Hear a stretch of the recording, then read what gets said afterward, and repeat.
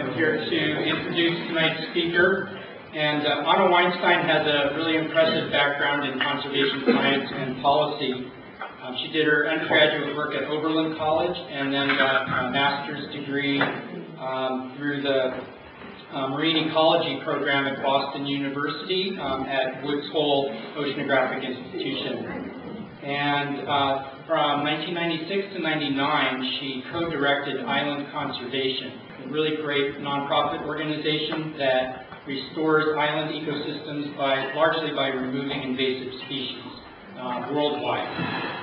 They've got a great track record. Following that, she continued her invasive species work as an environmental scientist at the San Francisco Estuary Institute, where she conducted original research on biological invasions in California's marine and aquatic ecosystems. She was also a program officer at the National Fish and Wildlife Foundation.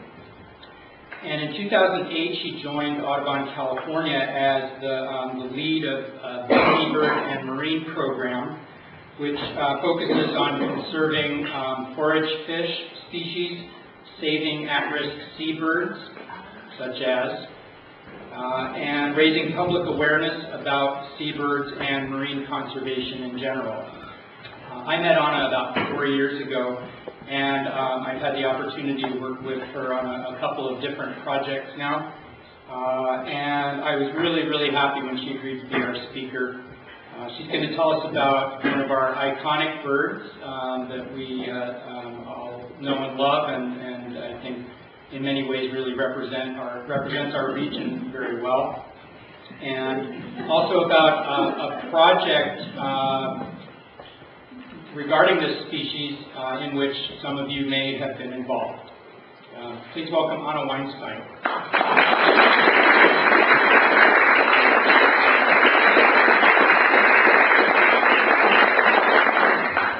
Hi everybody, and I'm really, really happy and honored to be invited to be your speaker tonight, and thank you Ken and Chet and Jim for inviting me.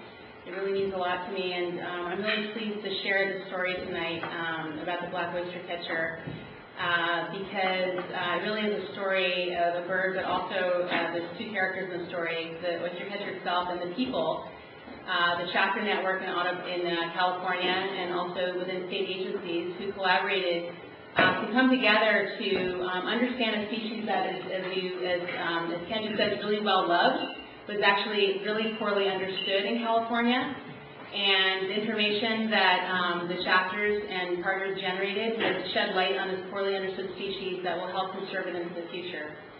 And on a personal note, since I spent so much of my time on my job in the policy trenches for forage fish, protect the seabird prey base in California, and also working on Endangered Species Act implementation, it's just so great to have an actual biology project where I get to go out in the field side by side with chapter members and agency staff to actually study a bird and watch it in its environment. So just a tiny bit about life history, but I'll touch on more of that as I go along, because life history is one thing that was learned more about in this project. So this is an intertidal obligate species. It ranges from the Aleutian Islands here to Baja California. And this is actually now wrong. We know that the orange area that's displayed is non-breeding from the birds of North America. We know that breeding does take place in these areas. It's not as much as in other areas. So it's a long-lived species, and about 40 years at least, maybe longer. This is, of course, who knows what this is? Anybody?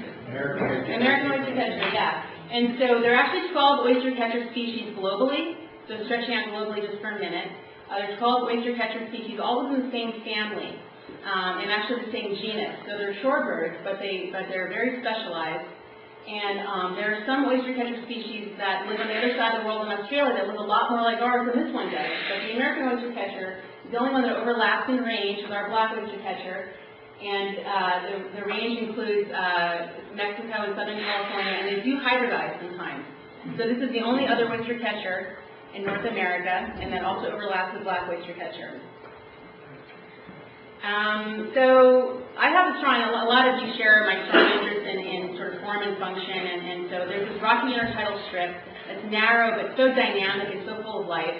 it turns out there are only 6 species that can really be described as intertidal obligates for summer all or part of the industry. So some of you already know this, probably a lot of you. Surf bird, black and ruddy turnstones, this of course is a beautiful surf bird. Rock sandpiper, wandering paddler, and black oyster catcher. And the oyster catcher is the only one of this guild of rocky intertidal obligates that is year-round resident and does not migrate to breed somewhere else. So truly is we own this bird in California. It's not very migratory. Some of them stay in their territories all year round. So when we're taking care of oyster catchers here, we're really taking care of them in their whole life history, as opposed to some of these other species. So this is, of course, oyster catcher nirvana. So how many of you have seen oyster catchers? I'm going to show a little video, but okay. So most of you have seen them. I'm going to just show a little video clip, which is both entertaining for those who've seen them, but also for those who haven't seen them. You'll learn how they kind of move around in their environment. So this is actually this geologic type, sort of flat with oyster beds that are mussel beds that are rich with macroinvertebrates, with invertebrates like chitons, limpets, snails, mussels. This is called a wave-cut platform, and this is a little of a reference to what I'm going to talk about further on. To talk about what their optimal and preferred habitats are for the species in California. It's important to identify to understand what we need to conserve. So this is a photo. Most of these photos in this slideshow are from Ron LaValle, who some of you know, and he's a wonderful photographer, and he's completely obsessed with oyster catchers. They're dense right around his house, literally, and so he's supplied most of these photos. This is one of his beautiful photos. So these are sea palms and then oyster or mussel beds that are rich with these invertebrates that oyster catchers prefer. They prefer limpets. They'll also eat snails and mussels, and they rarely eat oysters, actually. Funny little fact. This is sort of a more close-up. You can see the colonial sea urchins and anemones, and this is sort of a more close-up of what their habitat looks like. Most of you have seen this habitat. It occurs here all through Central California. So this is a classic black oyster catcher nesting rock. So in close proximity to these wave-cut terraces or platforms are these little rocks that jut out of the water. They're sprinkled all through your coast right out here. And Ken very graciously took me on a field trip this afternoon. We saw some of these wonderful, these perfect nesting rocks, and I'll show you later that some of you actually found these nests out here. And there's a western gull, of course, in the picture. It turns out that oyster catchers and western gulls frequently nest near each other. One of the things that the Chapter Network observers reported on their data sheets is that they frequently observe western gulls and oyster catchers nesting near each other. And there was a sense from the observers that the oyster catchers actually preferentially nested near the western gulls because the gulls, of course, will chase away raptors and other avian predators, owls, and at the same time, the oyster catchers are able to defend their young if one of them is present all the time against the western gulls predating on their young. So it's a really interesting commensal kind of relationship, but not completely peaceful. Is anything ever peaceful with gulls? No. So I digress just for a second here. I'm going to show a little video in a second, but the video relates to this. Ron LaValle again, at Little River Headland in Mendocino County. He identified all the nests that occurred in his area where he was observing oyster catchers, and he pinpointed all the nests, and I've actually built a nest database for the whole state of California this is fed into. But the reason I'm showing this to you is that I shared this graphic with some of the oyster catcher people up north, and they were completely stunned because there had been a sense, or actually kind of like a dogma, that California is on the periphery of the oyster catcher's range, and this is sort of a peripheral habitat for them as opposed to Alaska and British Columbia. And this really suggests these very, very high nest densities. This is a 0.7 kilometer red line here, so it's a very small area. There's very high nest densities that are higher even than in most places in Alaska and British Columbia. So that's one piece of evidence that's really challenging this notion that California is peripheral for black oyster catchers, even though it's at the southern end of the range. Let me try to... Oh, you can't hear it. Okay. So, it gets better. Just watch. Can you hear it? Yeah.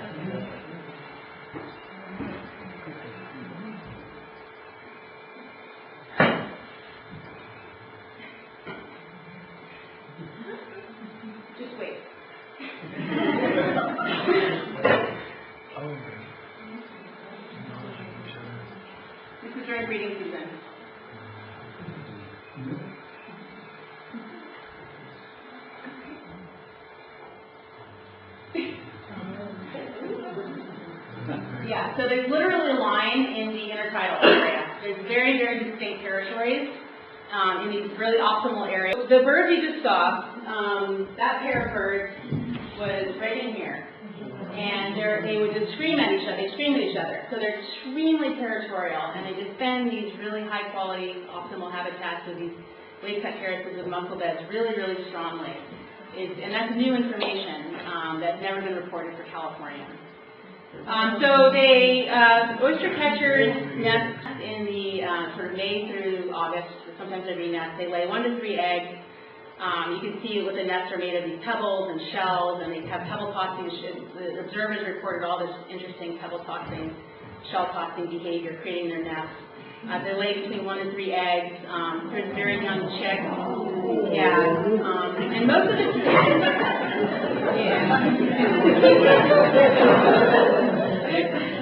So the chicks are extremely cute, and they blend in insanely well. I have another video that just was mind-blowing of one of these chicks that looks like a rock, but this is what happens with young chicks. Most of them are lost. Most of the loss of chicks happens, of course, in the first couple of weeks, but it's true for most bird species. For the last 3 years, many members of the Audubon Chapter Network and agencies have been tracking nest success in California for black oyster catchers, and so there's another paper that's going to be coming out based on that information. And the preliminary results are that nest success ranges from something like 10% in Monterey County to up to 40% in southern Mendocino and northern Sonoma County. So there seems to be increased nest success. It's just over 3 years of tracking, which is really not enough to show a trend, but just for those 3 years. This one's about the fledge on this beautiful. She's such a gorgeous background there on that wave-cut terrace. And these wave-cut terraces, the thing that concerns me about black oyster catchers is that these terraces are really vulnerable to climate change. And so as sea level rises and storms increase and sea level rises more, who knows what the destiny of these terraces is that oyster catchers rely on to feed. So that's my main concern about the species, actually. A while ago at Audubon, I was thinking about the species, and what I found is that it's a focal species of the U.S. Fish and Wildlife Service. And so there's actually a conservation action plan, and the whole point of a focal species program is to prevent a listing by generating information and doing conservation, so the listing under the Endangered Species Act doesn't have to happen. So this really nice plan was produced in 2007 that describes everything that's known about black oyster catcher in its whole range, from Alaska through Baja. And it turns out that almost nothing existed for California, and I was really shocked. One of my friends, Harry Carter, a great seabird biologist, he did the study, the closest thing to a description of black oyster catcher in California. He himself will characterize as a really bad way to describe oyster catcher because it wasn't targeted using a methodology that's good for that species, and came up with less than 1,000 individuals for the entire state. And just from my instincts alone, let alone talking to people like Gary Falsta back there who are experts, I didn't feel like that was right. I'd seen aggregations of, 40, 50 of them in one spot in California. It just didn't make sense to me. And I've been to the Channel Islands and seen lots of them there. And so I thought, okay, how about a directed survey? And it turns out that there have been directed surveys in Oregon for the last 5 years, which is great because all these biologists in Oregon at the Fish and Wildlife Service and the USGS developed a survey protocol that they tested, okay? So there was actually a survey protocol just for the species ready for us to just take. So it was incredible, actually. And then the other lucky thing that fell into my lap is this, she needs a star by her face because this volunteer, and again, this is a story about people and birds, and she's one of the star people. This Dr. Linda, my colleague and friend and partner in this project, she is a Marin Audubon member, and she also volunteers at Richardson Bay Audubon Preserve, and she was the R&D director for a major global company. So she's extremely tech savvy and all this stuff. And so she decided she wanted to help me on this project. And I said, okay, let's just start with the Bay Area. Let's not go too crazy, right? Let's not get too ambitious. Let's just start with the Bay Area and just survey oyster catchers in the Bay Area using Bay Area chapters. She said, no, let's, why are you thinking so small? Let's just see if other people in other places are interested. I was like, oh, okay. And so it turns out that we had incredible response. That Linda reached out to Mendocino, to Redwood, to to Monterey, to Madrone, to Morro Bay, and people were so excited about doing an oyster catcher survey. So I said, okay, Linda, you can lead most of it, you know, and she did. And so she did a lot of the coordination with the surveyors.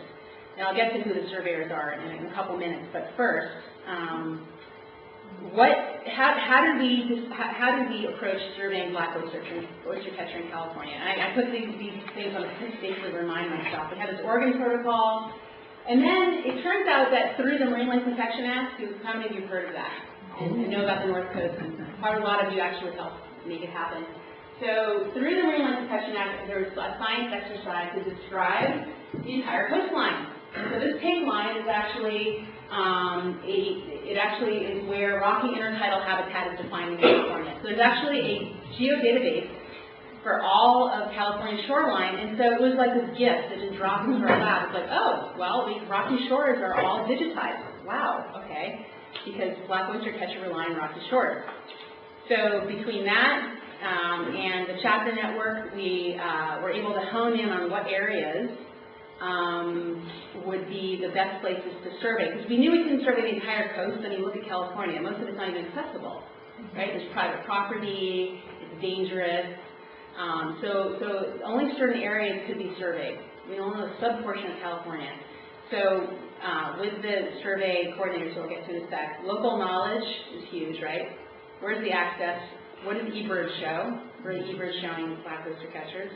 The shoreline layer, and the availability. Where do surveyors live? I mean, people don't live in all these places, right? So a combination of factors, and we had to invent this. No one had ever done this before, so we invented how to identify areas to survey. So in the end, we had 8 chapters participating, and I thought this was from north to south, but it turns out it isn't, of course, when I looked at it just now. So these 8 chapters, and here are just an example, 4 of the really key people. Blake Matheson from Monterey, Jolene Ostello, Jody Isaacs, Jennifer Rice-Singa, and Jody Isaacs also works with state parks, and this is an example of the kind of overlap. It's really a public-private project, this project, with Audubon chapter members and who are expert amateur birders and agency staff. So we had this incredible response. All these chapters wanted to participate, and then all these agencies. So there were a total of 5 agencies. And this is Angela Liebenberg, who used to be with State Parks and now with DFW, Department of Fish and Wildlife. And Becky Bell is a legendary birder, of course, in Mendocino County. And everyone was just so excited. Everybody loves this bird. I mean, it's such an inspiring bird, and people want to better understand it. So in the Channel Islands National Park, I just couldn't believe what they did. I mean, they went out and they spent days doing this. With no, it wasn't in their work plan or anything. So collectively with the black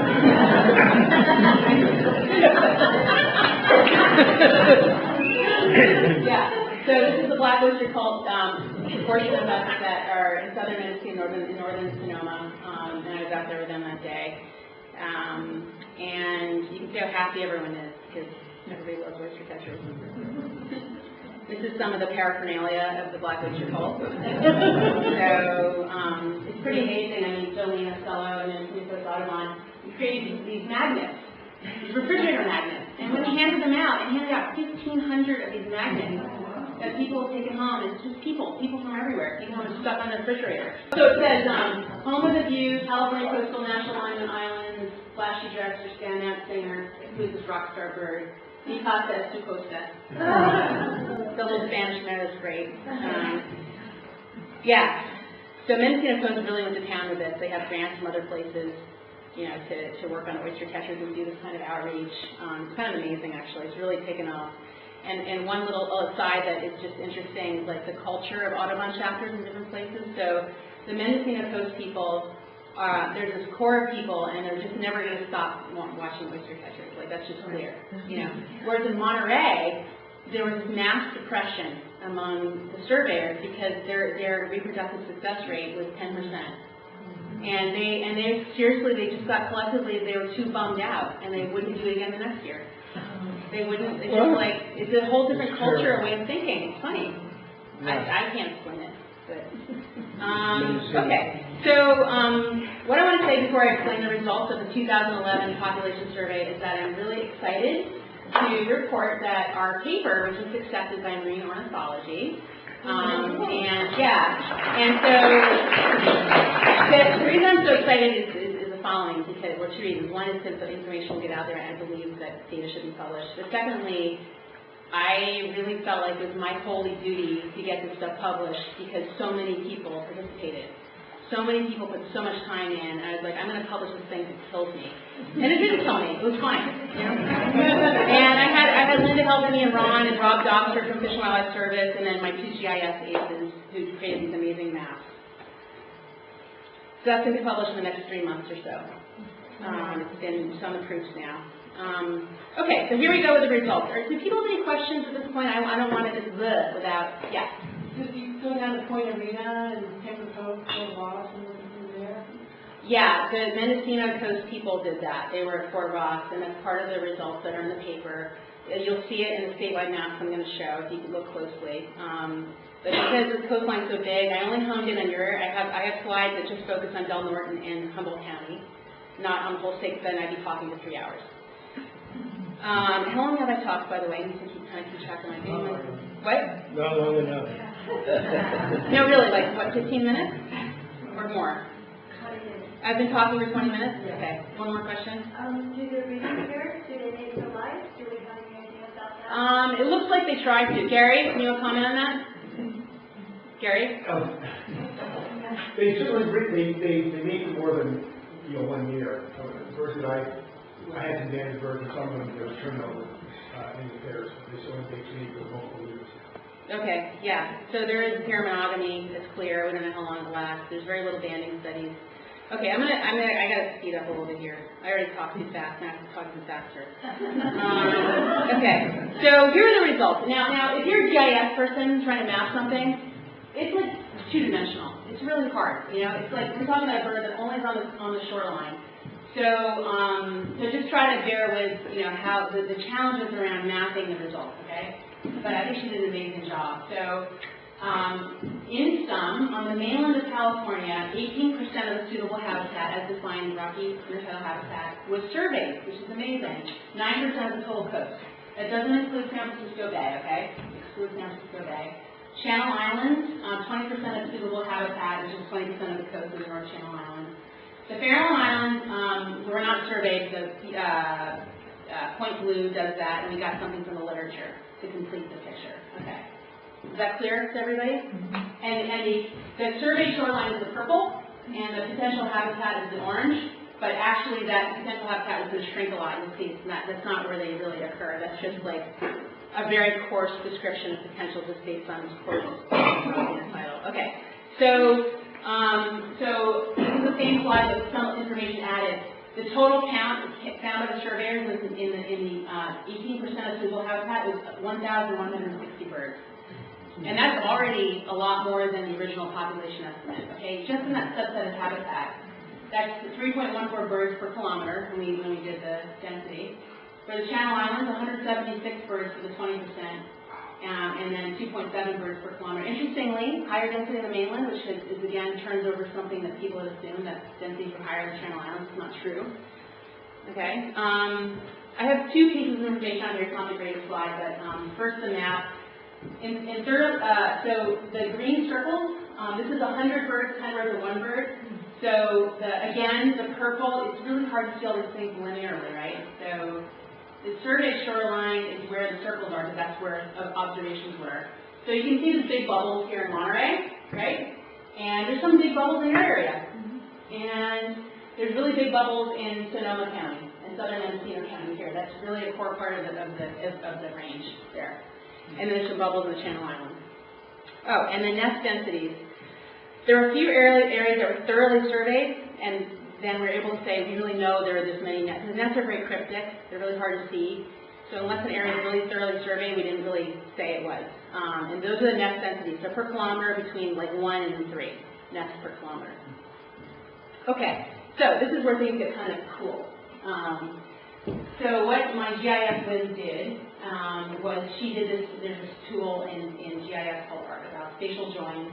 And what it really meant here was that she took the oyster catcher observations and did the association with the habitat, and then was able to find which habitats are most frequently associated with oyster catchers. Is that clear? So basically, these three types that I showed you before, this oyster catcher nirvana, exposed wave-cut platforms and bedrock, rocky cliffs, and wave-cut platforms with mixed sand and gravel beaches. These are like habitat types within the geological data layer. You can see Southern California kind of washes out, right? So it's not, you don't find that many birds there. They're not really breeding. You see a lot of good habitat here. You see a lot of good habitat here. You see two bits of it up here, right? And you see a lot of it down here. So it's not, it's really actually a much more discrete area that is really good habitat for oyster catchers in California. But there's a lot of it. Is that clear to everybody? Because that's an important piece. Yeah. So was that based on how many birds, how many clusters you found in a particular area, then you looked at what the characteristics? Yeah, for each bird, we link that to what habitat is closest to. And so then you come up with a picture of what the habitat type that's linked with the most birds. So it really, what it does is it percolates up the most important habitats. And you can see your area washes out a lot. And you know that's all related to geology, because the plate tectonics and everything I'm not going to go into right now. And I don't even know anything about really, just the basic stuff. But Southern California, Northern California kind of wash out, but there's still pockets. Okay. So then what we did was we generated, to use a simple model, generate a population estimate based on what you just saw. So we were able to say, well, for the areas we didn't survey, what would we expect to see based on what we saw in areas that we did survey for all these 60 types of habitats? And we came up with that our state population estimate is that there's actually a lot more oyster catchers here than has been thought. And my sense is it's about 5,000, so something in the middle, which is kind of nice. We have a range, we like a thing to be in the middle. And so that's what we're going to publish. That's our population estimate, and we think we've really backed it up pretty well. But we'll still get criticized, I'm sure. Okay, so now we're going to hone in on your part of the world. Hey. All right, okay, so these are your counties, of course, right? All right, so survey shoreline, here's McKinleyville, here is, what's this? Crescent City. Okay, so Crescent City, right here. Trinidad, thank you, Trinidad, where we were today. And what's this down here? Cape Mendocino. Yeah, Cape Mendocino. So that's the area that was surveyed, and there were 17 people in the survey team in your counties, which doesn't sound like much because the total is 160 statewide. But as Ken pointed out today, population-wise, you guys are overrepresented. So hooray! So those are the areas, the purple that was surveyed, and then potential habitat. So look how well those overlap. I mean, the areas that were surveyed are good habitat, right? So why would you survey that habitat? But here, right here in Trinidad, there's wonderful habitat that we saw today. Here and down here, of course. And then the rest of this is not so good. It's kind of, it's as you know, beachy, right? Yeah. Yeah. So you have some really important habitat. Not a lot of it, but what you have is super duper duper important because that's what links our birds up to Oregon and Washington, right? So it's super duper important. Like the same thing, that it almost looks the same, everything overlaps. The best habitat is in the red areas. Observe birds, you can see the bubbles here. Observe birds here, here, here. So you have these small areas, but they're very important. Oh dear, look at that, a table.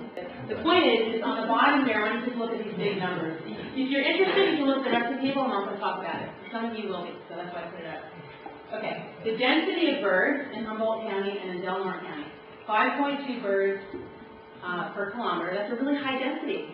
So in these small areas, you got really high density, right? It just calls out that is very important, and even more evidence that's really important. 2.6 per kilometer in Del Norte, and that kind of makes sense because as you move toward Oregon, there's less and less oyster catchers. There's only like 350 oyster catchers in all of Oregon. Yeah. And we know that from the Oregon people that are the Fish and Wildlife Service people that have done a good job with Oregon. So 9% of the statewide population is in Humboldt County, according to our model for the estimates, and 5% is in Del Norte County. So it's not insignificant, but they are highly concentrated in these areas of good habitat. So you guys have to take care of those areas, right? And again, these nests are really, really hard to see. And when we conducted the survey, we said to people, don't kill yourself trying to find a nest. The thing we want you to kill yourself over is making sure you understand what the birds are there, what birds are there, counting actual birds. The nests are really hard to find and confirm. Even professional biologists have it's right. Gary, it's totally gnarly trying to find a nest. Yeah. Yeah. So, so for Humboldt County, so don't take these nest numbers to mean anything, really. But what it does, what is good is here again, right? This is Trinidad. These are the nests that were observed by your observer, and it's blown up here. And what's really great is that we can take this data, where these exact spots of where these nests are, and we have at Audubon, California, a state database of nest locations for oyster catchers. So we're holding that, and we're going to share with anybody who wants it, and we'll probably publish it at some point. But those locations are pretty stable because there aren't that many of these great nesting rocks, right? And there's a lot of floaters around, and all these good sites are taken. Overall, this project going forward, it's funny because like I usually with stuff I work on, I have a really clear sense of where to go with it, conservation-wise. And oyster catchers, I'm not really sure how to protect them. Like I'm not sure what we need to do, if anything. And so I'm still wanting to hear from everybody and having discussions with other biologists. And it's not completely clear to me how to protect oyster catchers going into the future. We know that climate change is a biggie. We're not sure disturbance, how big that is. We really don't know, actually. And you guys who have seen them, you know how they're so good at life. Like they defend their nests really well. They nest on these rocks so they're not getting trampled on by dogs like snow plovers. I mean, they do a lot of the right things for living in the world of humans, right?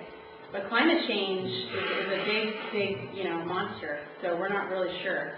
So we're going to continue the monitoring, the nest tracking, identifying climate change strongholds, and to me that's defined as areas with these sort of high rocks that are protected from sea level rise, with terraces that are also higher. So as the water goes up and storms get stronger and tides get bigger, what are the areas that are going to protect the species, going into the future? And we've kind of started identifying this already, what you just saw. And then chapters are already applying conservation practices. This is the climate change. I'll get back to that. And it's just 3 more slides. Down in Monterey, the Monterey chapter creates signs. The very first signs in California trying to tell the public that there are black oyster catchers in this net. This is Pacific Grove, where there's a lot of people trampling everywhere. And so people saw these signs and learned to back away if they hear alarm calls and protect the oyster catcher nests. Monitoring groups will continue nest tracking. So we'll have at least 5. Once we get 5 years of data, we'll have a better sense of how oyster catchers are doing in terms of reproducing themselves in California. Climate change. This chart, just to broad brush over it, this series of models comes out of the USGS up in Oregon and shows how a meter sea level rise will greatly constrain the availability of intertidal habitat at this one site in Oregon. And so that, again, is what scares me. There's a loss of limpet habitat, a loss of rocky intertidal, and I just don't know what that's going to mean for the species, going forward, how it can adapt. So that's really all I have to say, and I hope that, I just really want to say that it's really the chapters and agency partners that made this project work and that shed all this light on the species, and I'm really grateful to the whole network of people who gave all this time to this project and to better understanding the species. And it's just an example, it's really the best of the Audubon network in collaboration with agency partners, and it's just been incredible, and it's continuing, and so, however you want to get involved, you can go through the Redwood chapter, or you can contact me, and would love to have you involved. And I want to call out my funders, the Marine School Foundation, Fish and Wildlife Service, Bureau of Land Management, and private donors to this project, and that's it.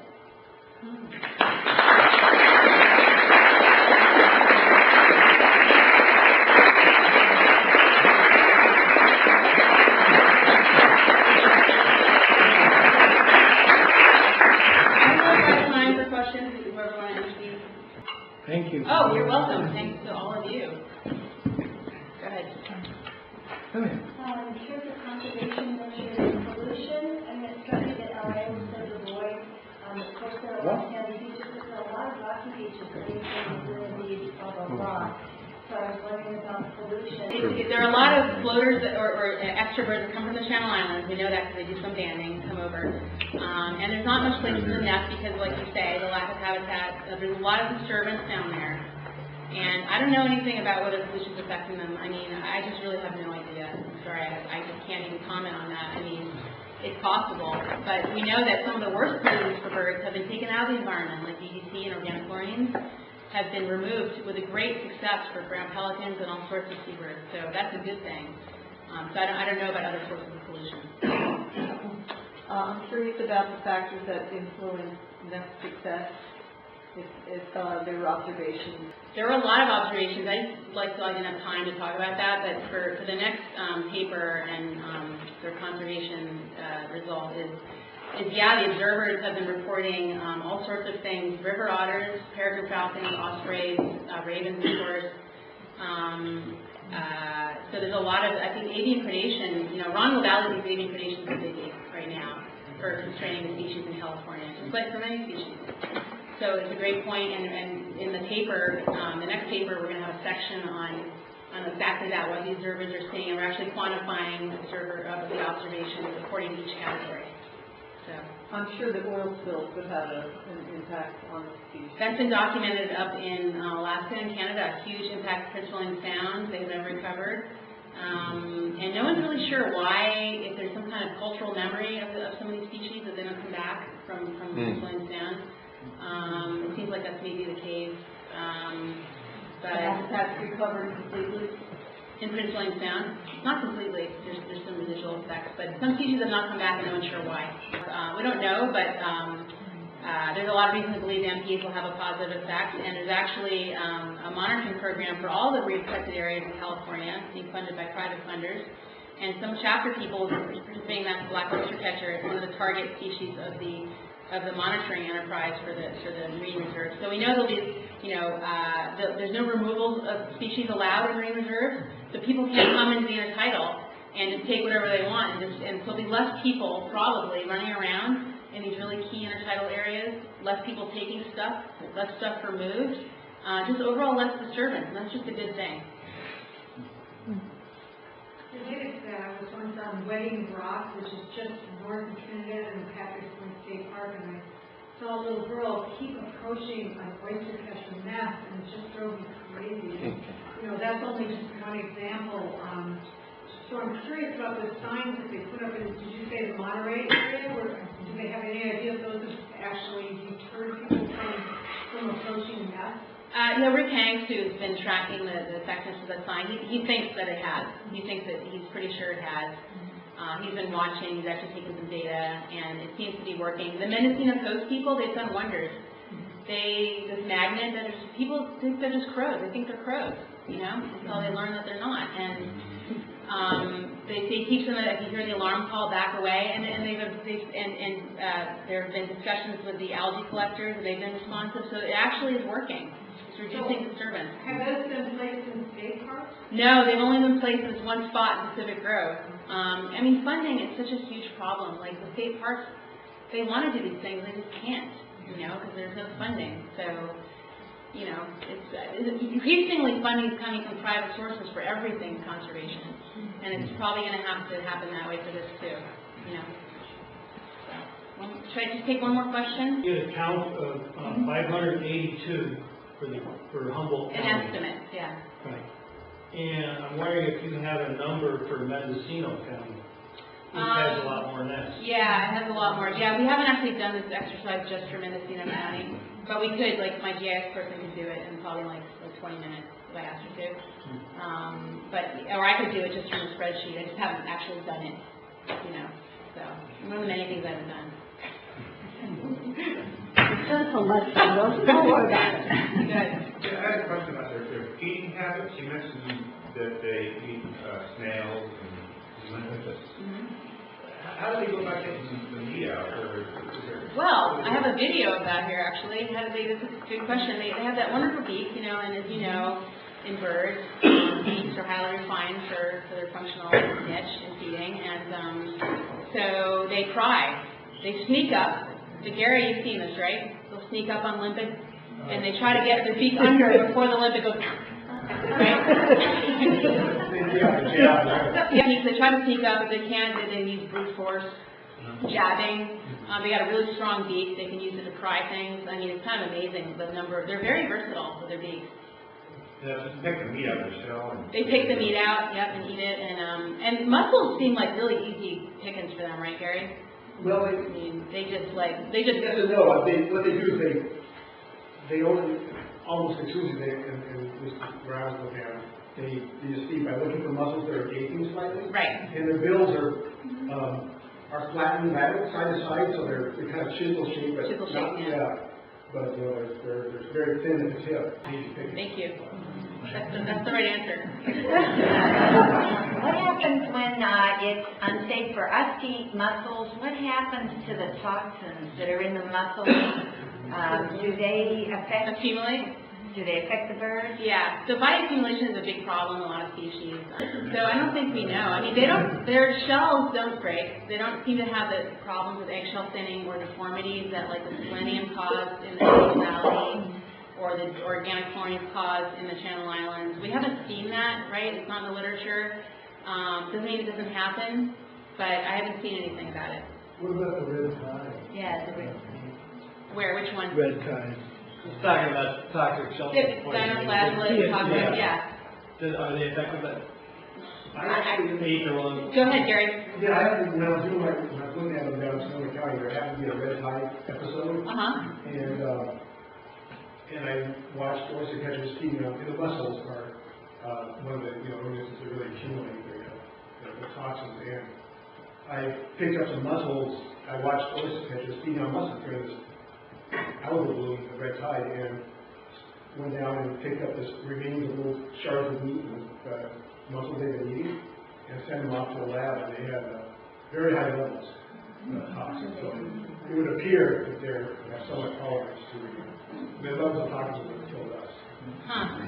So it's probably going to be a factor, too. It's definitely affected birds, or pelagic birds, like murres and cormorants and other kinds of birds like that.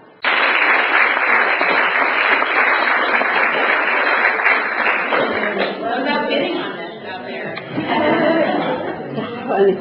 You won.